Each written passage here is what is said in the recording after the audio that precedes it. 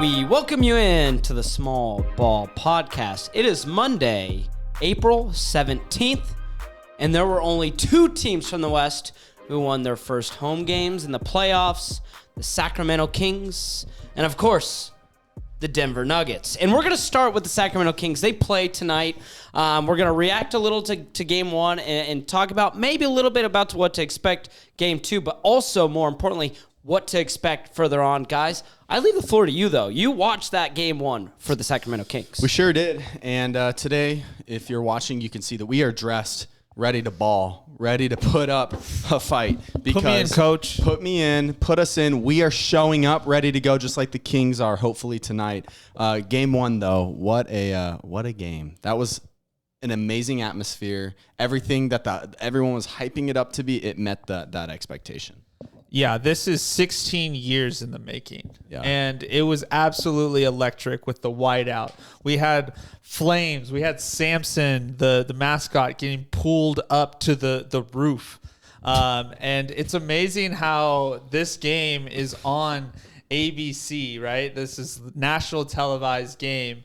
And they're not even showing inside the arena before the game when everyone's going berserk. They had Woj talking about Klay Thompson's free agency coming up. And it's like, this is just a missed opportunity. This, again, 16 years of a playoff drought.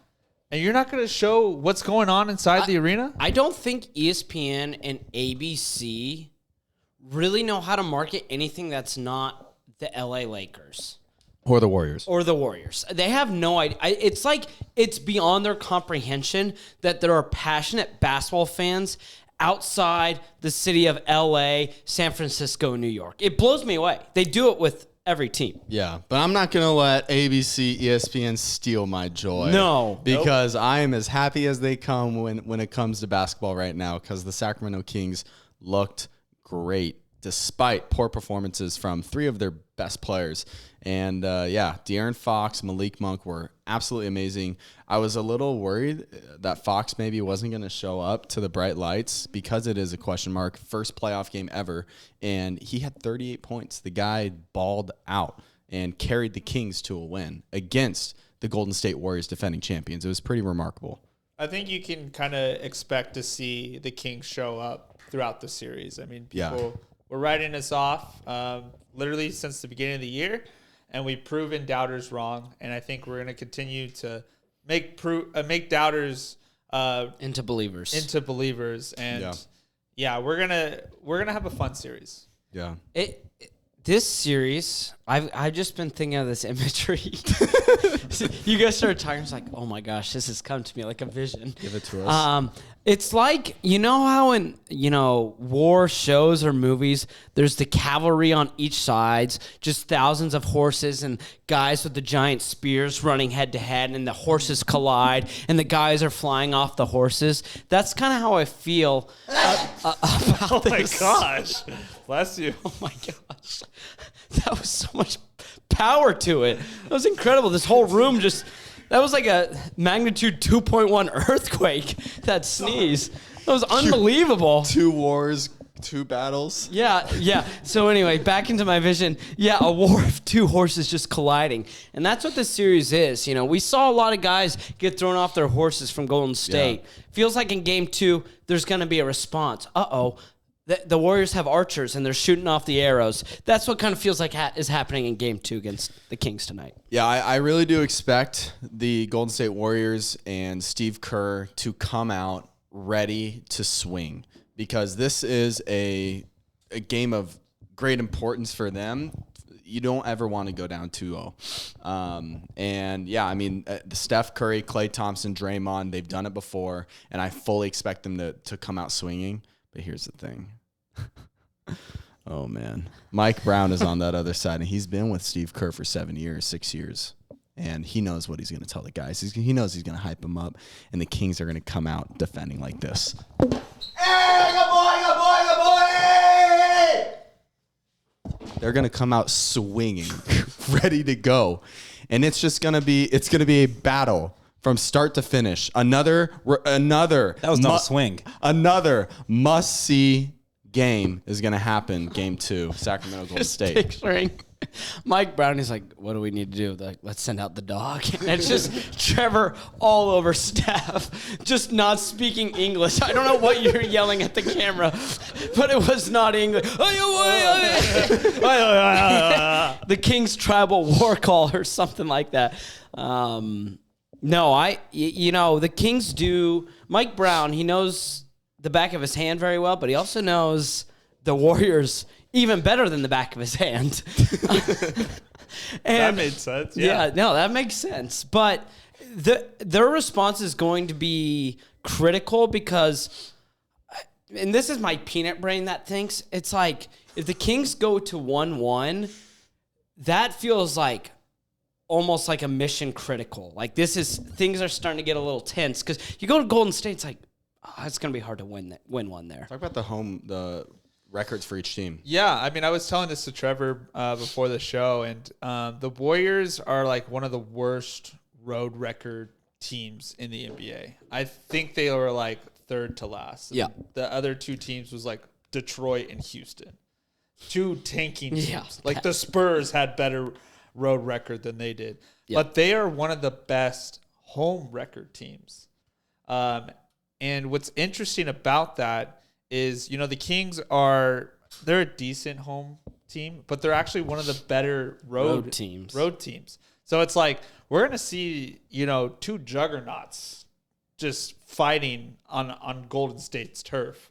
And yeah, like it's going to be a crazy matchup. Any game could go either way, and I would not be surprised. And that's why I would say it's not necessarily panic time if Sacramento and Golden State end up being 1-1 after game 2. If Golden State wins tonight, okay, like it's a battle. We expect that. It's Golden State.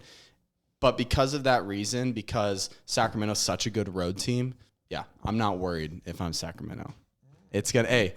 I like that. Chase Center, it's more like Eastern Golden One Center. It's the Western. What'd I say? Oh, yeah. It's the Western Golden One Center. This is so funny hearing you say that because... Don't worry about it, man. Come on. I'm watching the game with Trevor, and we're down like 5. He's like, dude, we're done. We're no, toast. I never said we're done. All I said was Sabonis is playing so bad tonight. He looks so bad. And then Herter looks so bad. He looks so bad because he did. I never said we are done at all. Not once. He was very nervous, and especially when we got down 10, he was like, oh, frick, man, the Kings are back. Like, I never said that. I was so... I'm an extension of Mike Brown. Like, I was just so poised throughout the game. I was like, guys, not even worried. Like, I've watched this Kings team all year, not even worried. And sure enough, it came down to the last shot. And one thing before we move on here, one thing I just want to mention, it's not like Golden State fumbled this game. I think the Sacramento Kings just beat them. And, like, it was a one-shot game. Like, and that's going to happen. And I just want to say, like, we got to give kudos to the Kings. I know we've been doing it all year. Big media, ESPN, everyone's on their shows today. We're like, man, I'm sorry, Sacramento. Like Stephen A comes out and says, I didn't know his game was like that. Yeah. And now he's worried about the Warriors. But I just wanted to lastly point that out about the Sacramento Kings. It's like, we're here. They need to start apologizing to the Nugs. Yeah. Actually, great transition. We talk about big media, and it was crazy. Like, Wob and others were picking Minnesota to upset the Nuggets. And I was getting texts too. It's like, this Wolves team is the best 8 seed ever. I'm like, what are we doing here? Cat's been healthy for like 6 games. The two giant behemoth of men, Gobert and Cat, like they haven't proven anything. And now all of a sudden, because you win a play-in game against Oklahoma City, this is now the team that's going to beat Denver. This is a little bit of a tangent, but I understand Denver in the month of March, they go up 8 games. They handily beat Memphis. That essentially clinched the 1 seed. And then month of March, they just kind of coasted. And we talked a little bit about that on the show. So they struggled. You look at their record. But it wasn't ever to a point where it was like, can this team beat the Minnesota Timberwolves? Yeah. And so game one, there was nerves for me because, Trevor, we're probably similar where, and I won't, maybe you're not this extent, but I am a pretty pessimistic fan where I'm like, oh, dude, I do not feel good. Like, even before the game, I told these guys, I was like, I wouldn't be surprised if Minnesota won game one, but I still see the Nuggets winning in 5 or 6. Couldn't be more wrong. Yeah. It was a royal beatdown for what the Nuggets did to Minnesota, especially in the second half. And it kind of felt like a message sent where Cat before the game was like, we have a really good game plan. You guys are going to see. And they're interviewing Tim Conley, and they're talking to all these Minnesota guys. Those were the posts I was seeing. I was like, let's talk to the Nuggets guys. Like, they're the 1 seed. Yeah. And they did what a 1 seed was supposed to do. They won by 30 points. And Jokic had 14. Yeah. I mean, the Nuggets blew them out the water, and we think back to the regular season. They were the best team in the West for most of the season. Yeah.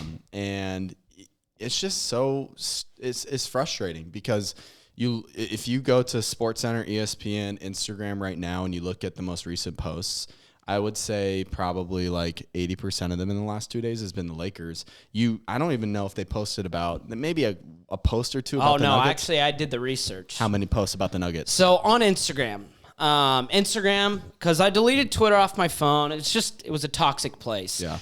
It was disgusting. It just wasn't the place to be. So I'm on Instagram, obviously positivity. People are posting pictures of their loved ones and weddings and children. But on SportsCenter, the center of sports, Good point. posts about the LA Lakers, 11 posts about that game. There were 4 posts about the Phoenix and Clippers game and 3 about the Bucks and Heat game. And I think 2 were on Tyler Hero being injured and 1 on Giannis being injured. You know how many posts the Nuggets got? How many? 0. They did not have any. There was not even a post saying Nuggets win game 1. There was not a post of a single highlight from that game on anything on ESPN or SportsCenter.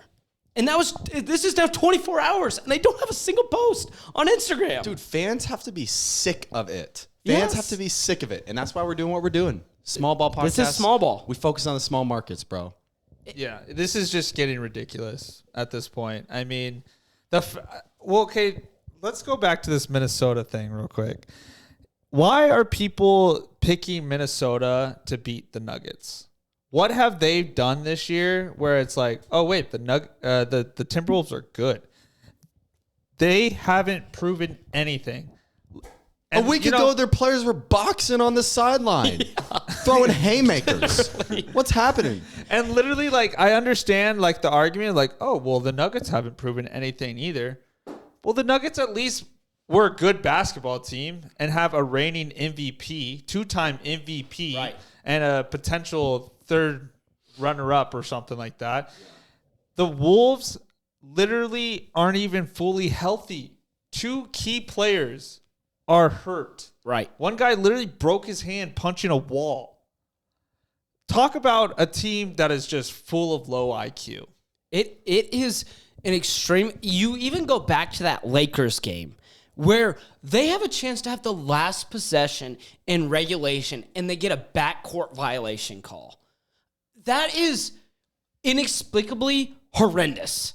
And so for people to go, oh yeah, this team is and Kendrick Perkins, well, if Rudy Gobert and Cat play at their best, watch out, Jokic. It's like, well, if Jokic plays at his best, they're screwed. Like Jokic offensively was unstoppable against Rudy Gobert 2 years ago when they met in the playoffs. Like, why is that going to be different now? It's ridiculous. And speaking of which, Jokic only had 14 points, or 13 points in game 1. Yeah, and they still got him. And they won by 30 points. Like, yeah. I was seeing comments like, well, Denver's not going to shoot this well. It's like, you're not playing any defense. You can't score. Like, that's a bigger issue. In an 8-point game, it makes sense to be like, yeah, they made some tough shots. Yeah. When you lose by 30 points, and this is their second 30-point loss to the Nuggets this year, when you lose by 30 points, it's more than just they made some tough shots. And the thing is Jokic does what the team needs. You know, if he needs to drop 30, he'll drop 30. But, like, obviously they're just smacking the Wolves around. So he's like, I'm going to let my boys shoot, let them eat, get them confidence so that they can just Just smacking them around. Might have to call PETA because he's just beating the dog. Ooh, yeah, call PETA. Hey, respectfully though, they're not. I just spit. Respectfully, they're not smacking around King Mike Conley though. No, Mike Conley, he's a consummate pro. Yeah, he's off to the side. They know better than to do that. No, they respect Mike Conley. All hail the king, Mike Conley. So yeah, we can kind of end it there. But yeah, Nuggets smack Wolves game 1, and just total lack of respect. What other 1 seed in any sport, any professional sport, would get 0 posts on? And I understand it ended late Eastern time, but that's why you send someone to work in California to get it posted. Like, what are we doing? Like ESPN Sports Center. Be better, you idiots. You like that? Get after him, bro. Yeah, I'm feasting. Speaking of who needs to be better, the Phoenix Suns. They play tomorrow night. And game 1, we kept hearing Kevin Durant's unstoppable. Who's going to stop this Suns team? Well, it might be Monty Williams who stops them. Josh Okogie plays 7 minutes. It just wasn't what Phoenix needed. Russell Westbrook didn't score well, had a clutch defensive stop at the end of the game. Kawhi not, baby. Kawhi not, baby. Kawhi not. And the Clippers take a 1-0 lead against the Phoenix Suns. I think what this game shows is the inexperience that the Phoenix Suns have with playing with each other and knowing rotation. So this is where we could see that fault in the Phoenix Suns, right? Yeah. It's not necessarily when it comes to talent. They got arguably the best player in the NBA, one of the best shooting guards in the NBA, point guard, and then just some center who is probably 6th to 10th best center in the league. Because not top 5. We can all list 5 guys who are better than DeAndre Ayton at the center position. But I mean, this is the flaw in the Suns. And, shout out to the Clippers teams. They had guys that stepped up. Paul George is going to be out for the whole first round. And so this is where you look at the Clippers teams they're kind of scary because they have so much depth. They have a lot of Eric Gordon's going to show up one game. The next game is going to be someone else. It's just, Yeah, it's the next man up mentality. Norm Powell played well. Zubac, low-key kind of dominant with his double-double. Mason Plumlee will do that in a game or 2 in a series also. Yeah, and then if you just have Kawhi just going absolutely crazy like he can. Yeah. That's scary. Yeah. On the other side of things. Yeah, what do you got? I'm not going to tip over to that side of the boat yet. I'm still on the side of I think Phoenix has this in the bag. It's not going to be, maybe as easy as we thought. But I'm not panicking. I'm not going to go with the recency bias. I still hold to Phoenix winning this series. Even if I want Clippers to win, which, trust me, I want the Clippers to win. Yeah. But, small market team. Small market team. But, yeah, dude, I just think that the firepower that Phoenix has is going to be incredibly difficult to beat in 7 games. Torrey Craig had 22 points as well. Yeah, that's not the firepower that I had in mind, though.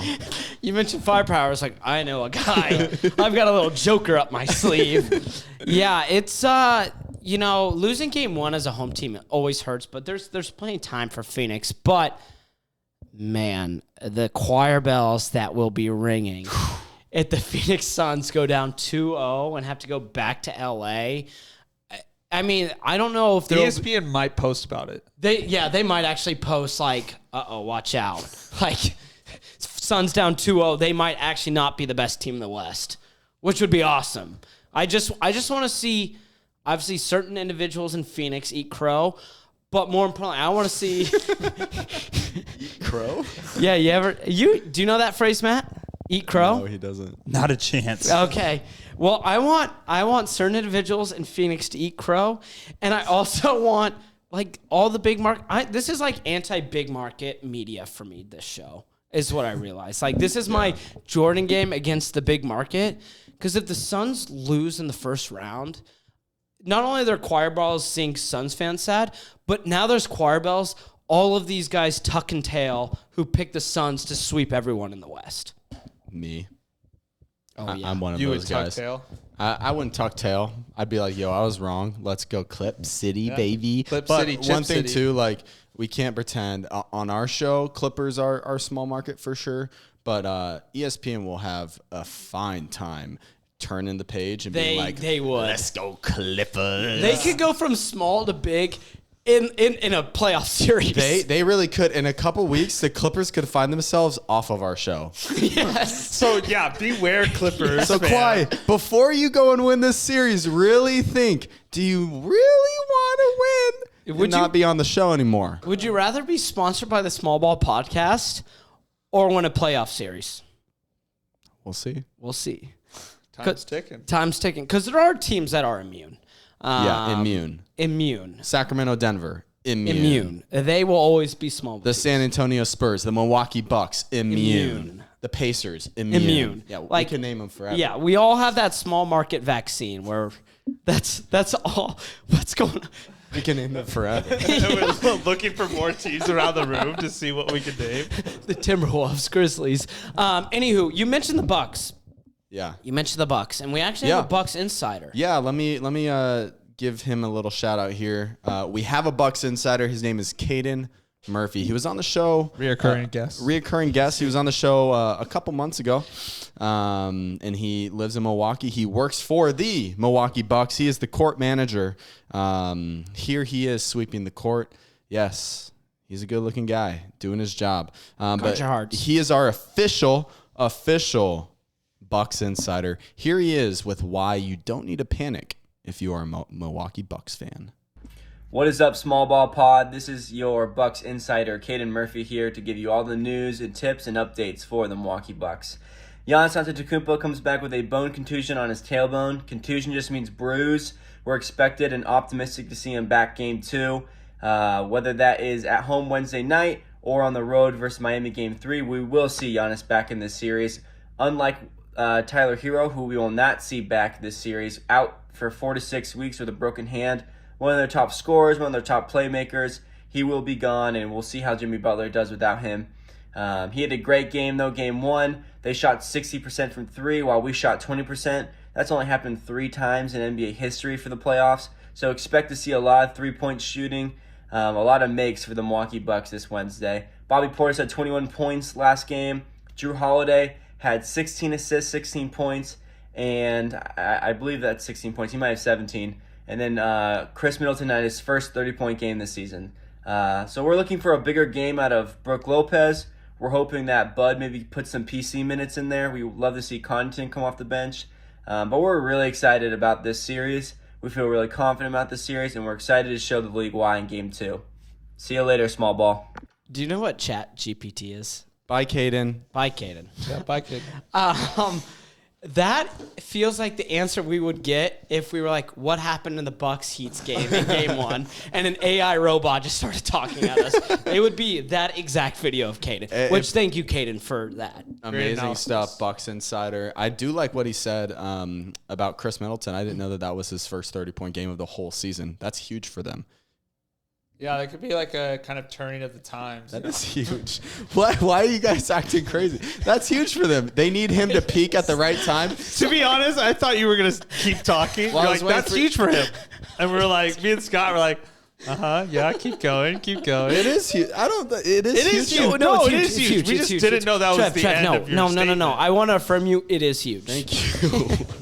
Because you want him to peak at the right time. You look at their run 2 years ago to the finals. He was a vital part of that. Without him playing well, they're not going to do it. And it's been a major question mark all season. It is all hinging this postseason on if Chris Middleton can play well. Dang it. Continue your analysis. Go.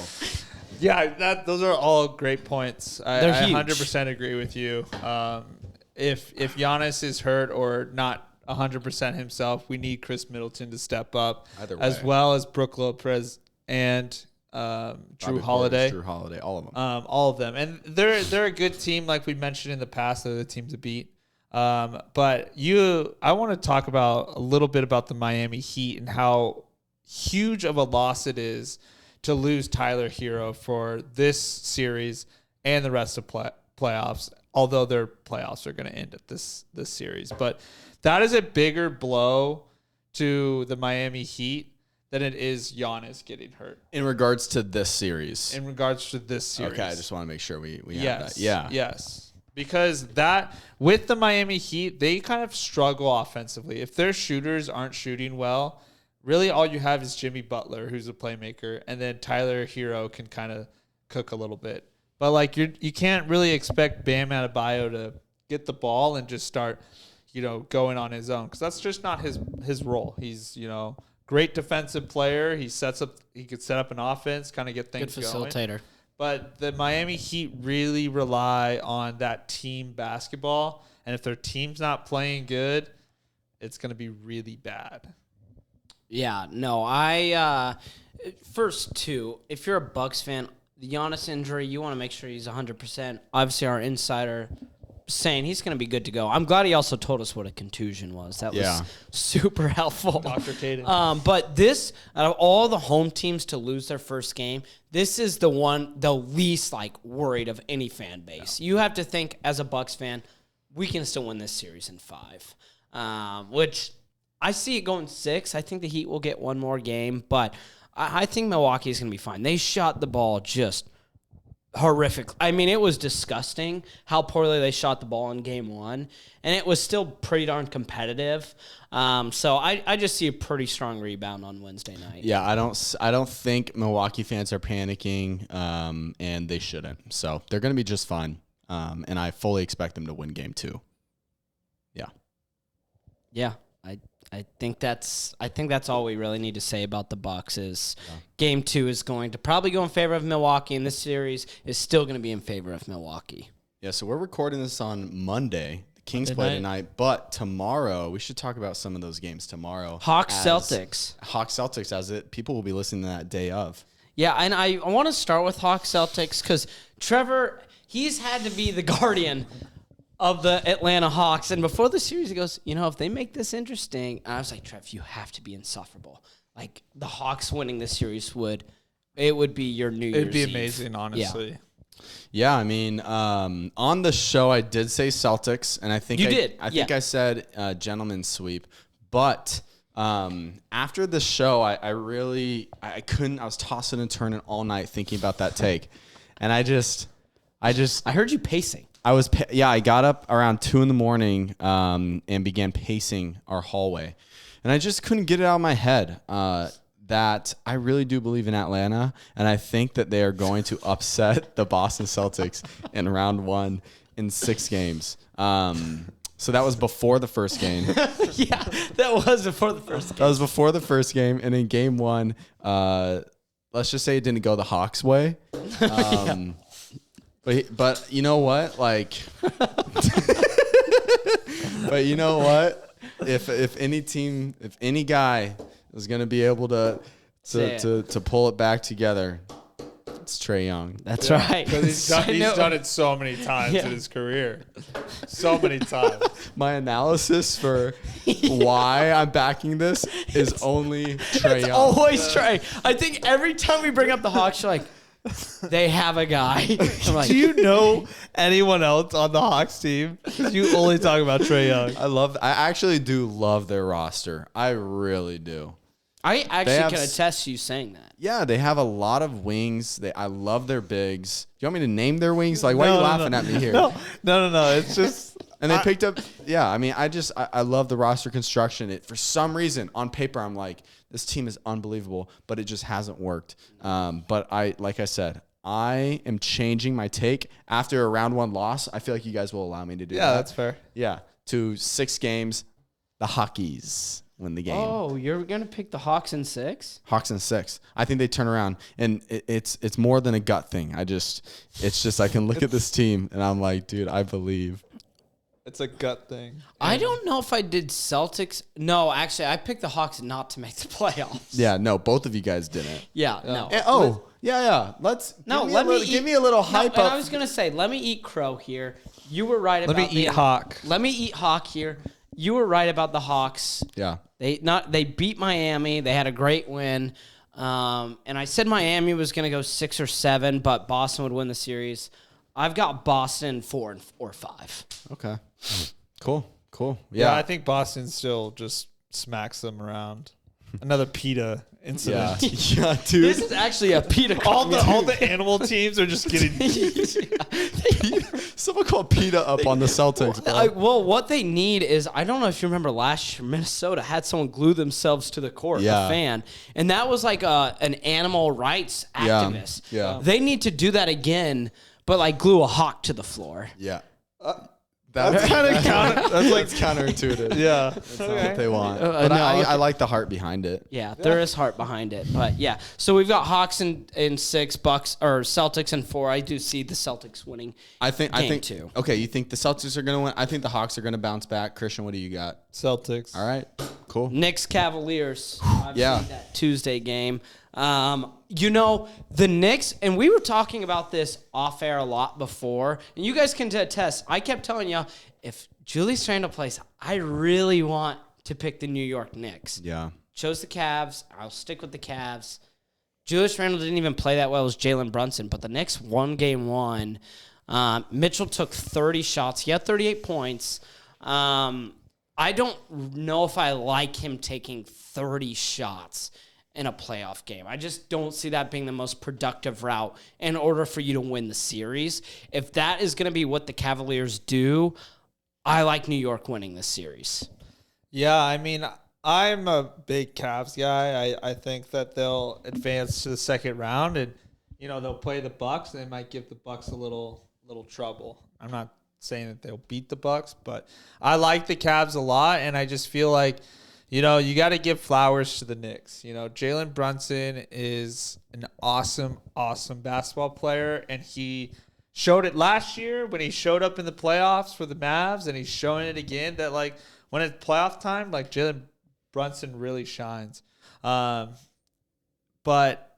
man, if the Cavs can kind of try to lock him up a little bit, I don't know what you need to do, because I think they had Garland guarding Brunson for a decent point of game. Maybe it's like you got to throw Okoro on him more. Because or Mitchell's just, like, also known for not being a great on-ball yeah, defender. you almost want to put like a bigger guy, because Brunson's strong. That's a lot of things that people don't really think about when they think about a guard. Is he's really strong, and he always wants to get to his like left-hand fadeaway. So it's almost like the defense like wants him to take that shot because it's a fadeaway, but like that's what he wants to do. So it's like really hard to guard him. But Mitchell Robinson played a great game too. He's a big body. He's giving Jared Allen and Evan Mobley some trouble as well. Well, that's the thing. They out-rebounded them 51-38. So in 17 offensive rebounds for New York, to me, that game 1 was like a slugfest. It was only 101-97. So low scoring, good defense, but both teams obviously didn't shoot well.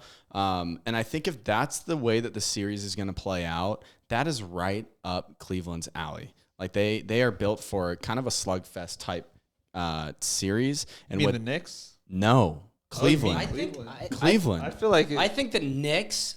I guess this is where we'll disagree. I'll let you finish your point, and then I'll say why. Then I think the Knicks. Well, I just look at some of these guys that are on Cleveland, and Jared Allen, Evan Mobley, Isaac Okoro. These are guys that are defensive-minded players, and then I just really do believe that they showed me enough last season, and then this season throughout the year, they were one of the best defensive teams in the NBA, and I think that that's what's going to prevail this series. So, this slugfest, that the biggest issue is rebounding, because you do have Jared Allen and Evan Mobley. I don't think that's going to happen again. 51-38. But that's where New York thrives, is on offensive rebounds. Like that's been their strength all season. Josh Hart, tremendous guard who can rebound, tremendous rebounding guard. Dude, 10 boards. Yeah, and that's good point. Yeah, he's phenomenal in that category. He's scoring. He fluctuates, but if he provides that, or he can rebound, because rebounding should be the Cavs' strengths, but it's almost a counter from the New York Knicks. And if Mitch Robinson, he doesn't need to score 15 a night, but if he can bring down 7 or 5 offensive rebounds a game, the Cavs are going to be in a lot of trouble, because they have Jared Allen and Evan Mobley, and you see that, and you're like, these guys are unstoppable. But the Knicks almost have that counter because of some of these other guys. And I think the Knicks might have been first in offensive rebounding this year. I have to double check. But they were one of the best offensive rebounding teams in the league. It's honestly kind of surprising looking back at the Knicks Cavs stats because the Knicks played 9 players. And, like, for a team that's coached by Tom Thibodeau, like, that's kind of nuts. Crazy. He normally runs, like, 6 to 7 guys into the ground the entire year.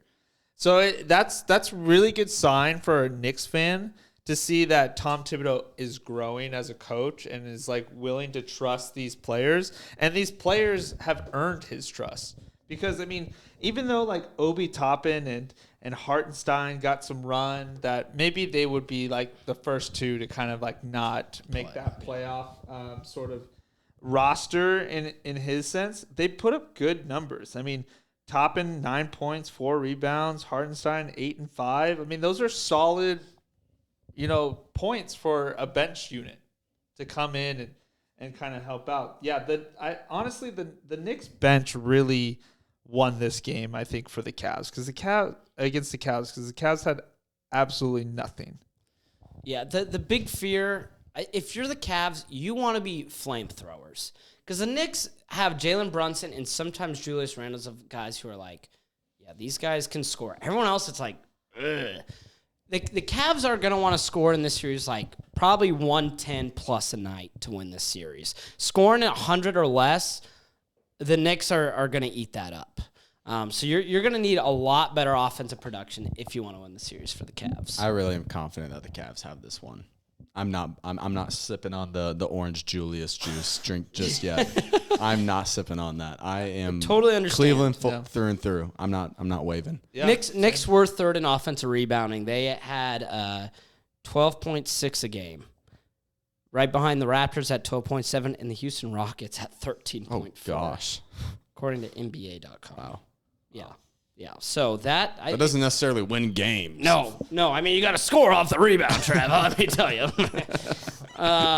But finally, that was a fun little embrace debate. Finally, Clippers Suns, the last game we'll talk about, game 2, and it kind of feels a little bit more like a must-win for Phoenix. Because if you go down other series, I get if you go down 2-0, okay. I would really start to be worried if you're a Phoenix fan. You go down 2-0 because that means Monty isn't making the coaching adjustments. But we'll see. But I don't think the Suns are going to go down 2-0. I do see them winning game 2. And I see them winning game 2 pretty handily. I wouldn't be surprised if it's like a 10, 12-plus point win for the Suns. Yeah, I want to just shout out Kyle Gearing, our Phoenix Suns insider. He was on Twitter last night kind of giving us a rundown of why he thinks the Suns took the L. And this is what he said. Long series, that game is 100% on Monty. Coach Monty, completely changing our regular season rotation, playing guys like Shamet and Ish over Okogie and Warren. Real bad look for Coach. So, yeah, he's got to make some adjustments. We'll see what happens. Like I said, I'm still on the Suns team bandwagon. I agree with I like the Suns in this. I think the Clippers will give them a little trouble with their depth, but you gotta respect the Suns and what the players they have.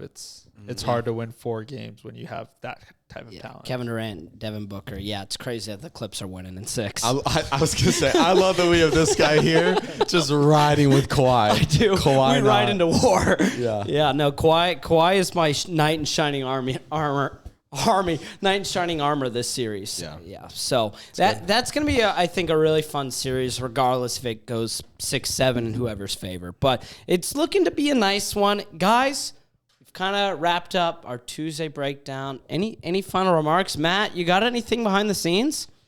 Guys, it was sad watching OKC go down last week. I can tell you that much. I was glued into Twitter to see the final score, and I was a little sad going into that. But the news coming out. They're already looking at next season, right? Yeah. Looking to get rid of some players. The player they have at the top of the list to get rid of is Alexej Pokusevsky. Right. Pokusevsky. Yeah. Poku. He has not been doing very well this season, and so they're looking to get rid of him. Some fun stats they have about him is that He's played 51% of his minutes as a power forward and 48% of his minutes as a center. Whoa. So as you know, I have some fun facts to correlate with that. So with the 48 fact on this sheet being, despite being in the heart of Tornado Alley, the Devon Tower is 840 feet tall, making it the tallest building in the state. Whoa. Whoa. Wow. Right in Tornado Alley, huh? Yep. I'm gonna be there on May 20th, guys. So I'll see you guys there soon. And then the 51st. You're fact, actually going. Oh, I'm going. I have tickets. I'll be in Oklahoma We're gonna have to give you. When is that? in May. Okay, we'll give you some challenges to accomplish while you're there. Good. And we'll compile it together. Right. We need a video of sorts. Oh, I'm gonna bring the little tiny mic, do some interviews on the streets. Oh my god. That would be That was awesome. sick. I'm gonna wear like an Matt, OKC please. jersey, walk around with all my Thunder fans. Okay. Yeah. Matt, Big I am friendly. We're gonna walk begging. around. Watching you talk about Poku and then simultaneously watching Trevor just shudder at you just saying his name and giving those stats was an all-time Oh big. yeah, It made it my was night. so good. I love Poku. I don't think there's no way they're getting rid of him. But you're the OKC guy. You're the expert. And here's one thing, too, for our viewers. We're actually going to do a basketball camp for Matt in OKC. It'll be a day event. It'll be free. He will probably actually have to pay you to show up. Yeah, please come. I'll give you guys Brahms gift cards. You guys know what that is. I don't know what that is. Oh, you but go to we're- OKC? We're gonna break down that a little bit when that trip gets a little bit closer. That's gonna be awesome.